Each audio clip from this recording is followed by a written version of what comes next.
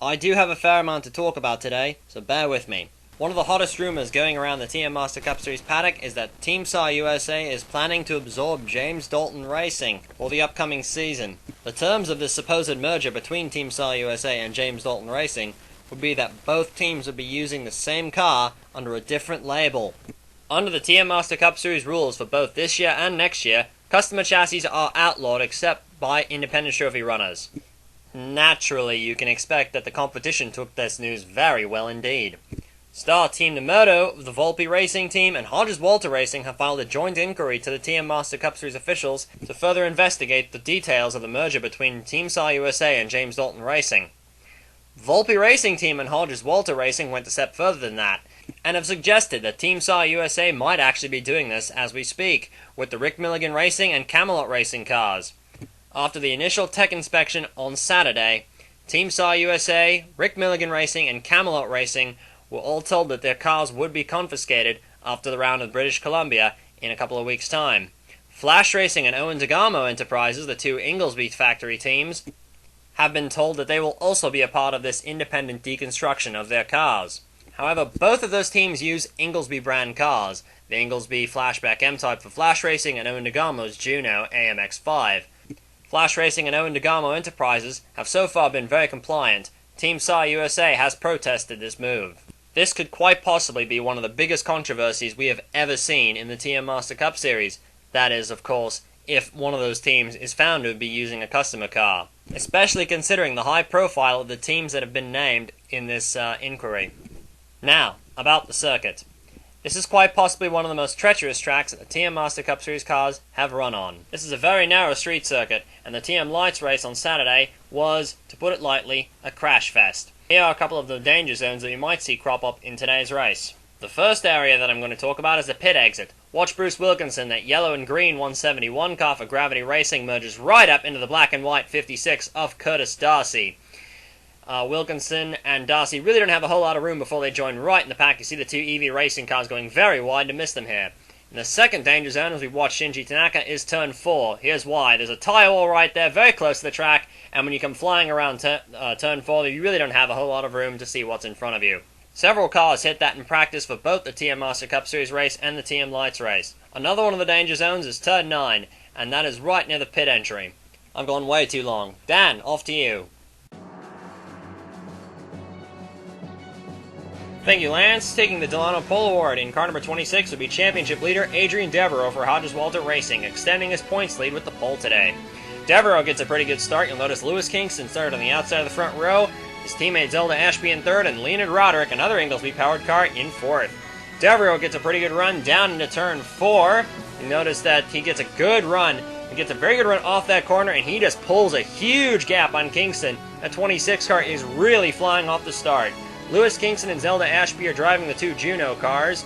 This, of course, is one of Juno's home races. They started off as a luxury brand in Canada before they were swallowed up by Inglesby and became part of that company. Here is Gerald Johnson, one of the Canadian rising stars, as in the number 42 Tutino. He ran the TM Lights race, didn't do particularly well, and clearly that hasn't changed too much. However, he is doing a fairly good job in that car. Ethan Everett has started all the way back in 33rd place, but he has worked his way all the way up to an awesome 28th. Here comes Everett. He's hunting down Franz Redlick in the 94. You'll notice that a lot of other very talented drivers like Kurt Pliskin, Tony Durbin, also struggling with the very difficult nature of this circuit, but Ethan Everett clearly might be on a bit of a disadvantage today. Of course, with all that controversy surrounding the Rick Milligan SARS, I don't think they may be putting 100% into this race. They're just trying to get through the weekend and get into the next race. And Ethan Everett in this 11 car continuing to impress throughout the season. He's running very well. He's in championship contention. This comes into turn. Oh, he loses it! Everett into the tire walls! Ethan Everett's into the tires, and we got another car over there. As Everett just looks like he lost the rear end and slammed into the tire wall. Robert Dorian in the 47 car. Wow! Dorian loses under braking as well. Gerald Johnson taking it very easy to run board of the other car. That's Ian Cooper, who just got unceremoniously turned into the fence. And we're going to find out the culprit of that, and that would be the 74 of Rachel Rainsford. One of the independent trophy contenders pretty much drove straight to the back of the 777 cars. We saw the onboard there coming off turn 4. I don't think that's going to be one of the more popular incidents today. Here's Ethan Everett's teammate Bobby Porteau. Same thing. Again, very early in the race. So both the Rick Milligan stars out already. Another guy who's having a very strong run early drops out is Avery Holtzman, running in 12th place before, of all things, the ignition system fails on the Gessler, and, well, all the wheels seem to be falling off the Gessler wagon. This is one of Holtzman's better runs of late, but again, shorted out by mechanical problems. Gessler will be announcing their lineup for next season before the round in British Columbia. We're not sure if Holtzman will be part of that tilt. After the end of 6 laps, here is Adrian Devereaux in car number 26, who has led the entire way. He was nowhere in all of the practice sessions, but when it came time for qualifying, Devereaux really put out a really strong lap. You'll notice that the Majestic Motorsports car number 7 of Jacques Bouvier and his teammate Dale Roswell in the 17 running very well. Chris Johans running very strongly as well, going down through the field. Chris Davenport's the highest Independence Trophy car in 17th. Shane Lake, another Independence Trophy driver, in 32nd place. The Alex Harrison racing team that he drives for is not terribly impressed with this showing, but I have a feeling Shane Lake may have another deal to run the Independence Trophy again coming his way soon. Clearly, the Alex Harrison team and Shane Lake just have not been a very good mix. We know that Alex Harrison Racing is capable of doing great things, and so is Shane Lake, but apparently they're just not clicking well. Allie Riggs is the other Independence Trophy driver, running in 20th place. She's having a very mature drive so far, and this is probably a lot better showing than we saw Allie Riggs, and she was running full-time for Flair Motorsports, and she seemed to be overdriving the car very often. Here's Chris Davenport in 17th place. It's a Volpe-powered Ameca, and we have a feeling that this car is essentially a third Volpe Racing Team car, and that VRT may actually be skirting the 2-car rule with this Independence Trophy effort here. Running in 14th place is Danny Savin back in the Ocean Motorsports 39 car after Leon Keniston was unceremoniously booted out of this car. The team said it was for performance reasons. However, Leon Keniston's unsavory attitude towards the team and the press may have led to him being released from that car.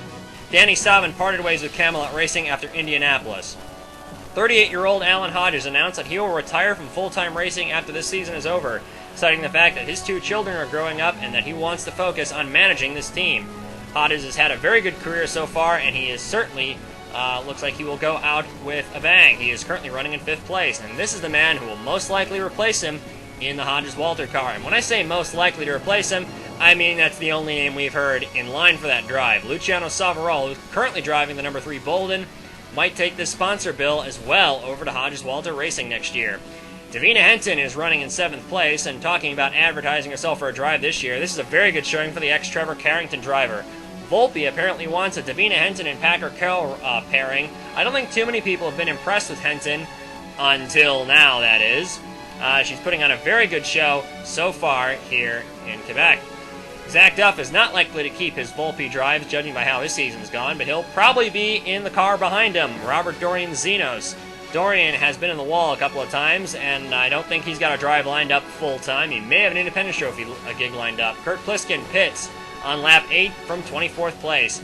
Franz Redlich and Scott Hamilton, 22nd and 23rd place here, are both looking for full-time drives. We're being told Redlich may be out of that car at the end of the year. I'd say that both these guys are getting really short hands here by their respective teams. Scott Hamilton and Franz Redlich. Redlich just won his first race this year, and Hamilton, of course, he's done an okay job for Zenos, but it really does seem like these 2 guys are being unceremoniously turfed out of their own cars, and you wonder whether or not they deserve that. Hamilton may be in line for the reserve driver role at Flash Racing. However, we don't know what Redlich's doing next year. We hear he may be going back to German supercars, where he won the championship several years ago. Lap 20, Kurt Pliskin, car 16. Oh, look out. That's the wall. That's the same thing that happened to Ethan Everett and Bobby Porteau and many cars in the TM Lights race, so that's his day over. Both the Power Steering Incorporated cars had short days, as Marcus Lehner went out about a lap later. A fire aboard the 999 car caused Marcus to pull that car over. He got out of the car and climbed the fence. Lap 23, some of the slow corners and the around this track mean that we have very good fuel economy here, but I don't understand why Adrian Devereaux, Lewis Kingston, and Davina Henton are pitting this early. It might get them a little bit of track position, but that's a very risky fuel gamble. I don't really see a whole lot of sense in them doing that. That seems way, way too early Lewis Kingston's blown races on fuel strategy before, but Adrian Devereaux certainly hasn't. That's usually we've seen Adrian Devereaux make some fairly good strategy calls from the cockpit, but you now see Adrian Devereaux's filed all the way behind Craig Mummert in the number 6 Bolden. However, maybe those 3 cars opted to pit a little early in order to avoid pit lane traffic. And as you saw in the TM Lights race, that could be a serious factor today. Robert Dorian put the car into the barriers in lap 25. That's his day done and dusted. Everyone else coming into the pits except Shane Lake pitted on lap 26. Lake came in on lap 25 in car number 0. Devereaux in car number 26, as you guessed it, retains the lead of the race in the Haas Manufacturing Halton Morel Corsair. As we begin lap 27, a little past halfway, you'll notice he is still in the lead with Lewis Kingston still hot on his trail. Davina Henton has moved all the way up to 3rd place, so track position clearly the advantage for pitting early. Zelda Ashby and Leonid Roderick have really been going at it. That's been a great battle to watch. Tom Delgado also very much in contention in the 837 car. I think he may have pitted early as well on lap 24 or so. Oh, lap 27, that's one of the two Tinos. It's Tyson Lautenschlager. That's his day over.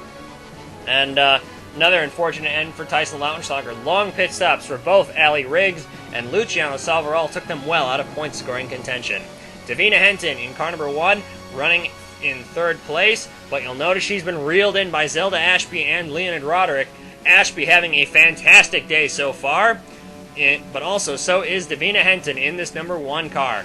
As I already mentioned earlier, this is the best showing we've seen from Davina Henton. She's had a couple of points finishes for the TCR team, but she's got a driver behind her who hasn't won since Esther Rill back in 2008. So I think Davina Henton might be advised to look out, but Leonid Roderick is on the attack. Roderick gets around Ashby coming into turn 4. You'll notice Delgado back there waiting, but Ashby is still looking to try to get back at Roderick. Now Ashby's going to tuck in line for now. Here is Henton again in car number 1. She's gotten a bit of a gap on Roderick and Ashby a bit after they started battling for position. Suspension problems take Gasper D'Souza out of the running on lap 30. Meanwhile, back at the front of the field, Lewis Kingston has decided to make things interesting. He's begun to run down Adrian Devereaux, who's currently caught up a bit behind Yevgeny Kuznetsov. Devereaux runs a little wide. Didn't look like Kuznetsov had anything to do with that. Kingston makes the dive. Lewis Kingston moves around Devereaux, looks like, but Devereaux fights back in that 26 car. He's really trying hard to hold the lead, but he doesn't have enough steam coming off the final corner. Lewis Kingston in car number 44 takes over the lead of the race.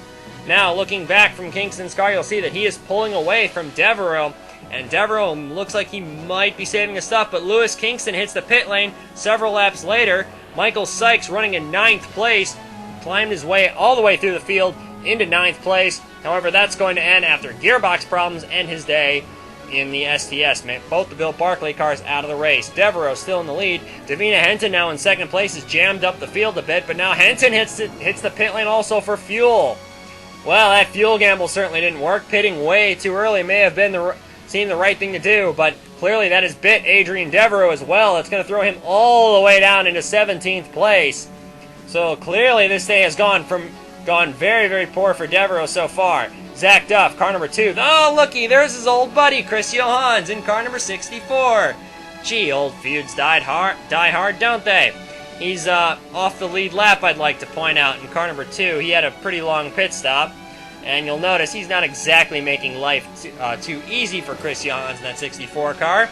Meanwhile, this has become the battle for the lead, and Zelda Ashby and Leonid Roderick have been trading this position a couple of times over the past few laps. Roderick goes wide with just a few laps remaining, and Zelda Ashby in that 55 car tries to make it stick the same way Lewis Kingston did, and Ashby pulls it off coming around the last corner. However, I would not count Leonid Roderick out of the running just yet. Roderick is making a move for it. Ashby didn't quite clear the 4 car. Roderick's coming back. You'll notice Jacques Bouvier sitting there in 3rd. Just waiting to see what unfolds there. Ashby's taking a long time to clear Roderick. They're side by side around halfway around this track. Turn 4, Roderick almost bends the car, but he has to gather it up, and Ashby finally clears him. Roderick comes back at Zelda Ashby when, that's Gerald Johnson up in front. Ashby a little slow coming off the corner there. Roderick has another last go at Zelda Ashby. He's only got these couple of corners left to go. Roderick doesn't make the most of it. He runs a little wide there. Zelda Ashby, after a long winless drought, takes her second TM Master Cup Series victory. Good hard battle between two Inglesby products puts them 1-2 on the finishing order, with Zelda Ashby beating Leonid Roderick to the stripe by less than a second. Jacques Bouvier comes home a strong third place. A very quiet run for him. Alan Hodges dropped down a little bit after the pit stops, but he clearly made that up. Arto Kekkonen started 10th, and that's probably what hurt him in the race. He still came home with a top 5 run. Chris Johans in car 64 continues a streak of good finishes. Dale Roswell in car number 17, one of his best runs of the year. Mike Whitmore, a very quiet run. Chris Davenport, a very impressive showing for the Independence Trophy contender in car number 27. And Scott Bates rounds out the top 10 in car number 88. Another very quiet run for the Oklahoma driver. Yamino Tenchi capitalized on her pit strategy, came home 11th. Lewis Kingston had a very good run early in the race, however, he still came home a solid 12th place. Scott Hamilton, all the way from 30th on the grid, into the points solidly. 13th place is one of his better runs of the year, and one of the best showings we've seen from the Xenos car so far this year. The Two Ocean Lennards, 14th and 15th, with Taub ahead of Savin. Tony Durbin, 16th. Devereaux led over half the race, still came home 17th. In car 26, Davina Henton right behind him in 18th place. Still a very good showing from Davina Henton, despite not getting too many points to show for it. Tom Delgado, again suffering from more problems in the pit lane. Craig Mummert in car number 6 brings home a point for Bolden in 20th place. Now let's have a look at the TM Master Cup Series drivers' points leaving Quebec and before they enter the round of British Columbia. Winning the pole and leading the most laps gave Adrian Devereaux 10 extra bonus points, and that certainly helped his championship aspirations. Leonid Roderick and Marcus Leonard are the only two drivers that could eclipse Devereaux for the points lead in the next race. And Alexis Rainsford could do that as well, but she won't be showing up for that event. She's missed, what I'd say has been a pretty good season so far. Ethan Everett in car number 11 had a very, very rough day in that Rick Milligan car. Tom Delgado did as well. Chris Johans had a very good points day. Zelda Ashby jumps up into the top 10. Arto Kekkonen finished in 5th place and still loses the place in points. That shows you how tough this series is. And Avery Holtzman in 8th place. I have a feeling Holtzman would have ended his pointless streak if he had actually made it to the finish in this race. Yamino Tenchi's championship hopes are still somewhat alive in the 831 car. However, she's had quite a few DNFs, and I'm not entirely sure Tenchi can still be considered a legitimate contender. Scott Bates in that 88 car, 12th in points. I'd keep an eye out for him. That car is continually getting quicker and quicker as the year goes on, and I wouldn't be surprised if he wins one before the year's out. Good points week for Alan Hodges in car number 13. He jumps all the way up to 15th in points. 199 points to his credit. Another good points day as well for Lewis Kingston in car number 44, who's had a fairly nondescript season. He's been one of the most anonymous drivers out there. Kingston is the highest driver in points who has not recorded a top 5 finish. And here's how the Independence Trophy looks leaving Quebec. Shane Lake had a decent race in the Zero car, finished 23rd, but Chris Davenport, who scored a top 10, is the big winner on 180 points. Davenport definitely in contention to win the Independence Trophy in car 27.